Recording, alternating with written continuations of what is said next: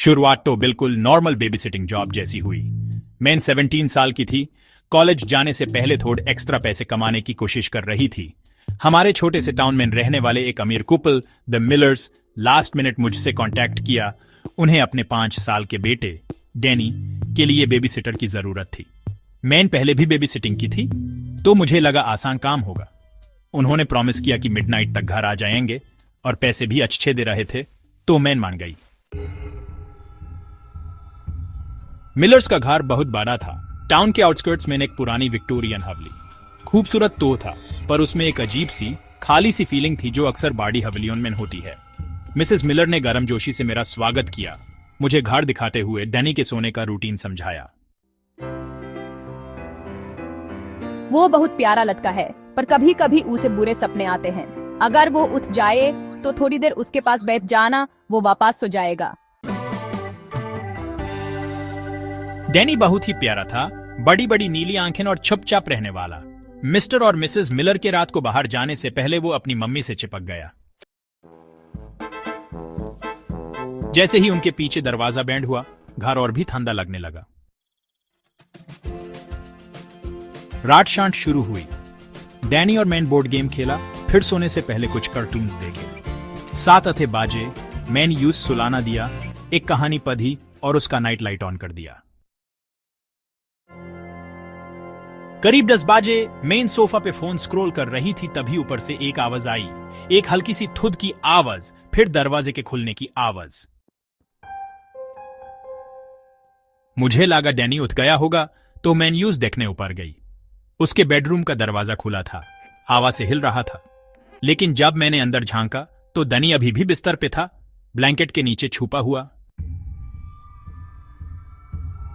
उसकी आंखें खुली हुई थी। डैनी सब ठीक है? मैंने धीरे से पूछा। उसने धीरे से सर हिलाया, फिर अपना छोटा सा हाथ उठाया और अलमारी की तरफ इशारा किया।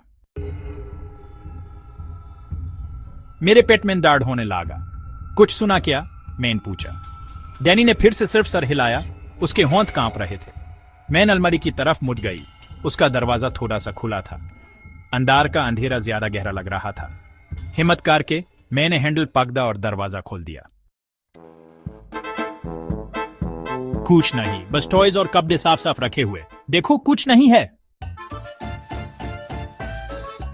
मेन न्यूज वापस सुलाना दिया, एक रिएश्योरिंग स्माइल दिया और उसका दरवाजा थोड़ा सा खुला छोड़ दिया।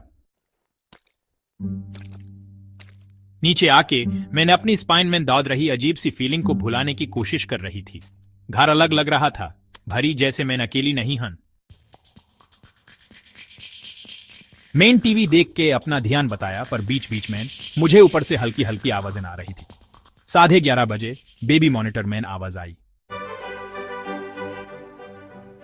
वो मेरे कमरे में है। मेरी सांस तक गई। मैं दौड़ते हुए ऊपर गई। मेरा दिल जोर जोर से धड़क रहा था। डैनी अपने बिस्तर के कोने में सिमटा हुआ था, अपने ब्लैंकेट को पकड़े हुए।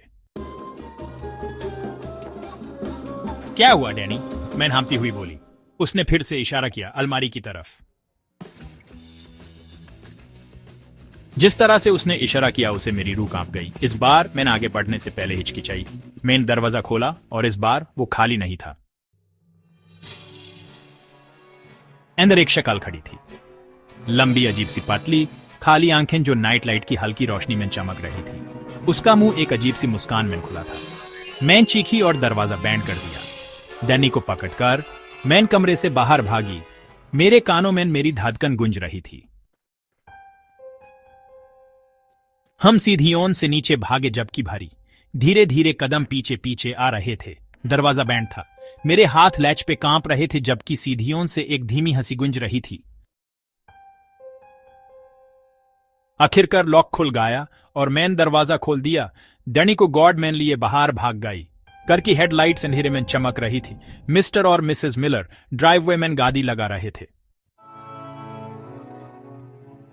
क्या हुआ?